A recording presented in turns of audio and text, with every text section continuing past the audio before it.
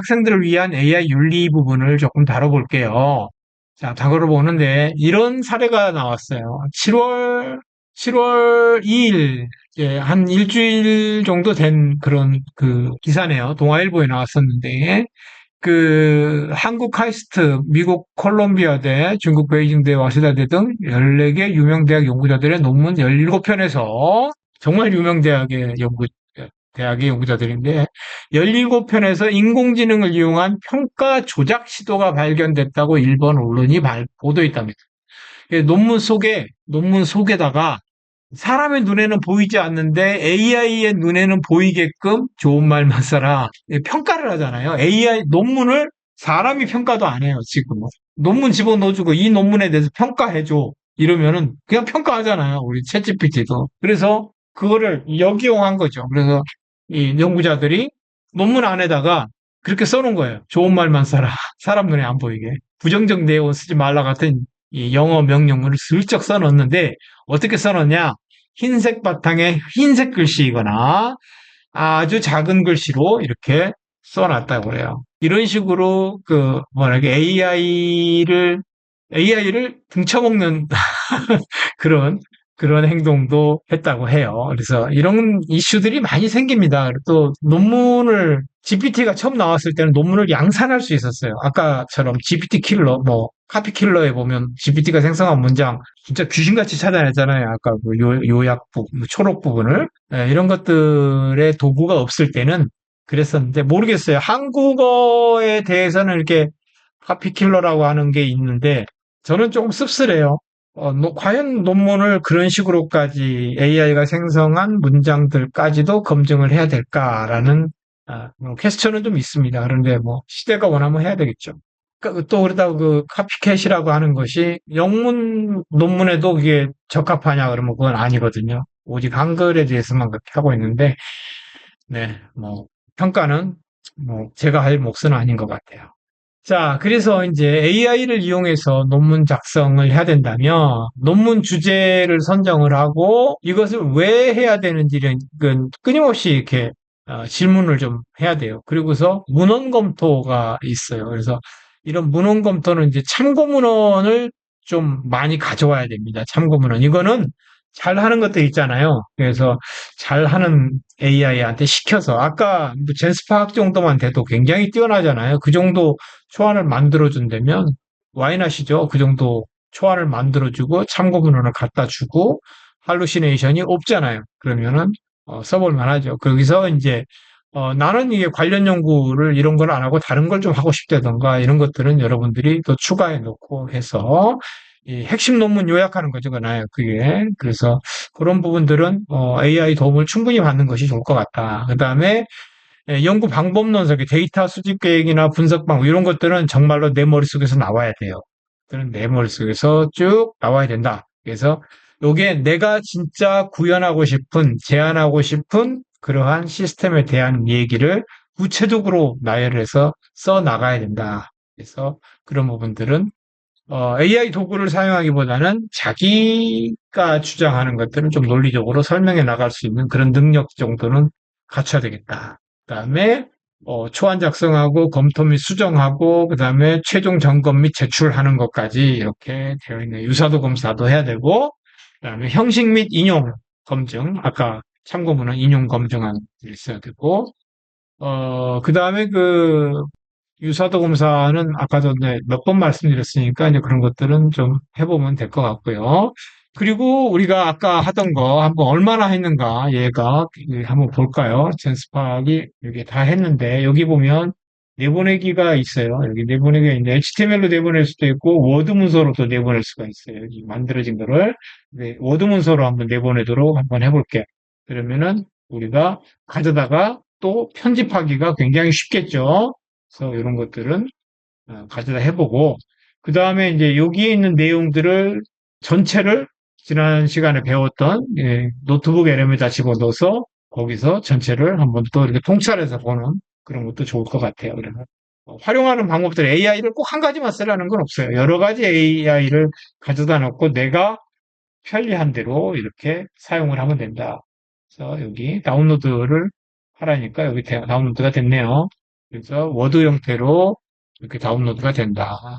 자, 여기 보니까 편집 사용에서 시각장애인을 위한 실시간 스마트 안경 시스템에서 초록하고 소름 연구 배경에서 쭉 이렇게 작성이 되어 있네요. 이런 코드들은 다 여기 뭐 실제 지금도 실행 가능한 코드라고 그러니까 공부하는 사람들 입장에서는 좋겠죠. 그렇게 했는데 실제로는 이제 비주얼라이즈 리절트 부분만 이렇게 좀 집중적으로 이렇게 설명해 주는 그런 것이 좋을 것 같다. 이런 설명들까지 해서 편집은 필요하지만 어쨌든 초안은 이렇게 받아볼 수 있도록 되어 있는 것 같습니다. 그래서 제스파 가지고 이렇게 한번 여러분들도 실습을 좀 해보면 좋을 것 같습니다. 자, 그래서 논문 작성 플래닝에서 여기는 우리가 쭉 한번 설명을 해준 것처럼 그렇고 그다음에 효율적인 보고서 작성 전략에서 목차 설계를 최적화하는 거. 목차가 잘 나오면 거기다가 갖다 붙여서 이게 양을 늘려가는 것은 문제가 되지 않아요. 문단 구성 및 논리 전개, 그다음에 근거 자료 수집 자동화하는 거. 퍼플렉스티나 제미나이였는데 지금은 그런 시대가 또 지나버렸어요. 몇 달 사이에 뭐 퍼플렉시티는 누구한테 밀렸냐면 펠로라고 하는 AI한테 밀렸었죠, 이미. 그렇게 하다가 이제 펠로는 또 젠스파크한테 밀렸어요. 그래서 계속 밀리고 있습니다. 젠스파크도 영원하지 않아요. 조금 있으면 또 바뀔 수 있겠죠. 그다음에 초안 작성하고 수정해라 이런 부분들. 그다음에 연구 단계별 AI 활용 방법은 아이디어 도출할 때, 그다음에 문헌 조사하는 거, 그다음에 논문 작성하는 거, 그다음에 교정 및 개선 단계.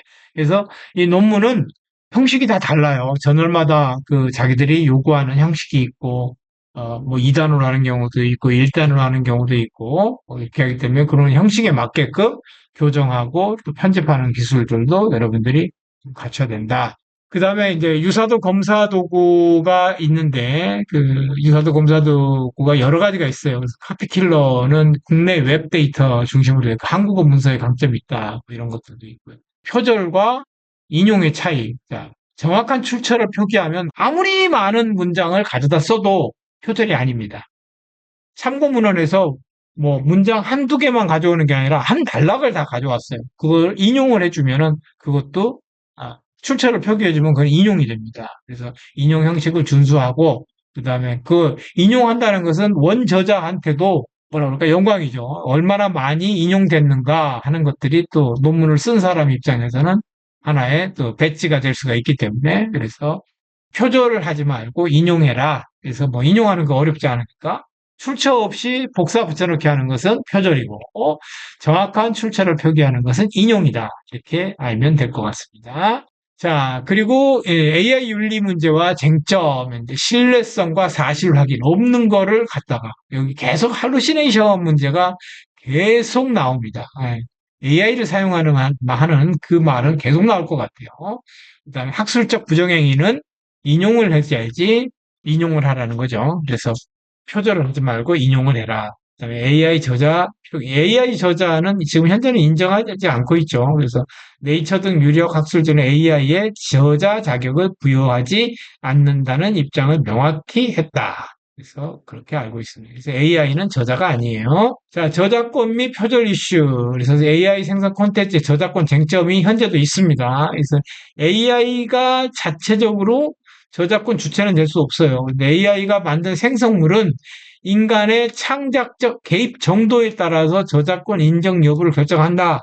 애매하죠. 아예 애매합니다. 정량적으로 얘기할 수 없잖아요. 예를 들어서 뭐 우리 수노 가지고 이 AI 음악 만드는데 어떤 친구는 굉장히 연구를 많이 했더라고요. 그래서 노래도 좀 더 곡이 좀 제대로 이렇게 나와 있는 경우도 있었는데 그런 것들은 저작물로 인정을 해줘야 되는가 하는 저는 그런 생각도 들었어요. 그런데 이게 뭐 창작적 개입 정도라고 그러는데 좀 애매하다. 그다음에 논문에서 AI 활용 범위와 방법을 명확히 밝히는 것이 중요하다. 사실 이런 논문은 본 적이 없는 것 같습니다. 논문에서 AI 활용 범위와 방법을 명확히 밝히는 것이 중요하다고 그러는데, 그런 논문은 제가 읽어본 적이 아직까지는 없는 것 같아요. 저도 그렇게 써본 적이 없는 것 같습니다. 그 다음에 데이터 사용 및 2차 창작자 관리. 그래서 AI 훈련 데이터의 출처와 권리 관계. 이건 당연히 해줘야죠. 데이터를 모으는 게 얼마나 힘든데. 그래서 그런 것들은 논문에서도 언급을 해주는 것이 좋을 것 같습니다. 그 다음에 AI 생산 결과물을 수정 보완한 경우 2차적 저작물로 인정이 가능하다. 당연한 얘기겠죠. 똑같은 데이터셋을 가져다가 훈련을 내가 어떻게 했느냐에 따라서 모델이 바뀌잖아요. 이제 그런 것들은 2차적 저작물로 볼 수 있겠다. 그렇게 이해할 수 있을 것 같습니다. 인용 시의 출처 명시와 인용 목적의 정당성, 법도도 필수하다. 표절과 AI 지원의 경계. AI 도움을 받았다고 해서 모두 표절은 아니다. 어, 저도 여기에는 동의합니다. 그래서 아까 카피킬러 같은 경우가 너무 엄격하게 GPT가 생성한 문장을 다 유사도 표절이라고 이렇게 본 것은 조금 너무 과했다라는 생각이 들고, 카피킬러를 요구하는 데는 많지는 않은 것 같아요. 그냥 연구자가 본인의 어떤 그 윤리적인 그런 감각으로 카피킬러를 쓰지 않나 싶어요. 저도 역시 마찬가지로 이제 공주대학교 논문 같은 경우는 카피킬러를 꼭 쓰도록 이렇게 돼 있어서 그런 부분들을 피했는데, 대부분은 KCI의 그 유사도 검증 그 레포트만 가지고도 웬만한 논문은 통과가 되는 걸로 그렇게 알고 있습니다. 그래서 대학이나 저널별로 AI 활용 관련 가이드 기준 라인이 있기 때문에 그게 준수할 필요가 있다. 이렇게 이해하시면 될 것 같아요. 또 학술적 진실성 유지 원칙이 있는데, 투명한 프로세스를 공개하고 그다음에 AI 연구자 협력의 바람직한 모델로서 도구로서 활용하는 이런 것들은 들이 좀 써봐라. 이거는 이제 정말 양심인 것 같아요. 연구자의 양심에 많이 호소를 하게 되는 것 같습니다. 자, 올바른 AI 활용 가이드는 오늘 논문을 써봤는데, 논문을 쓰면서 이 초안을 작성하고 어떤 자료를 수집하고 참고 문헌들을 가져오고, 근데 너무 이 초안을 영어로 된 논문들을 가져왔는데 초안을 한글로 작성하고 거기에다가 참조를 인용을 다 달아놔 버리니까 나는 실제로 이 영어 논문을 리딩을 안 한 게 되잖아요. 그래서 그런 부분들은 여러분들이 좀 피해야 된다. 그래서 리딩을 좀 하는 것이 좋겠어요. 그 번역을 해서 리딩을 하던 아니면은 다른 AI를 이용해서 요약을 해서라도 리딩을 반드시 좀 하고 이렇게 인용을 하는 것이 좋겠다. 이렇게 간단하게 이렇게 정리를 하도록 하겠습니다. 핵심 정리입니다. 그래서 AI 논문 쓰기 트렌드 및 트렌드하고 도구를 사용해 봤는데, 뭐 챗GPT, 제미나이, 뭐 크로드 이런 것들이 많이 퍼플렉시티 많았었는데 오늘은 제스파 가지고 우리가 계속해서 한번 심도 있게 봤고요. 그다음에 연구윤리 및 책임감 있는 AI 활용, 그래서 표절이라든가 유사도 검사, 또 인용 이런 부분들을 잘 윤리를 지켜야 되겠다. 그리고 여러분들이 이제 그 실제 실습을 통해서 좀 이해를 심화할 필요가 있는데, 주제를 하나 정하고 논문을 검색해서 그다음에 PDF라든가 이런 걸로 모은 다음에 노트북 LM에서 자료 소스를 제공해주고 그걸 요약해서 목차하고 연구 방향에 대한 질의를 통해서 쭉 이렇게 초안을 만들어 나가는 그러한 습관도 한번 길러보고, 또 젠스팟 같이 이제 환각, 그 할루시네이션이 극도로 제어되는 이제 이런 AI를 이용하는 방법도 사실상 좀 권장을 합니다. 그래서 AI는 도구이니까 100% 의존하면 안 되지만 도구이니까 잘 활용하는 것은 정말 좋다. 그리고 연구의 주체는 여러분이다. 이 부분. 그래서 아까 코드 생성해 주는 거 이런 것들도 직접 한번 실행해 보고 좀 더 개선하고 이런 것들은 여러분들의 몫이다. 이렇게 마무리를 짓도록 하겠습니다. 네, 수고하셨습니다.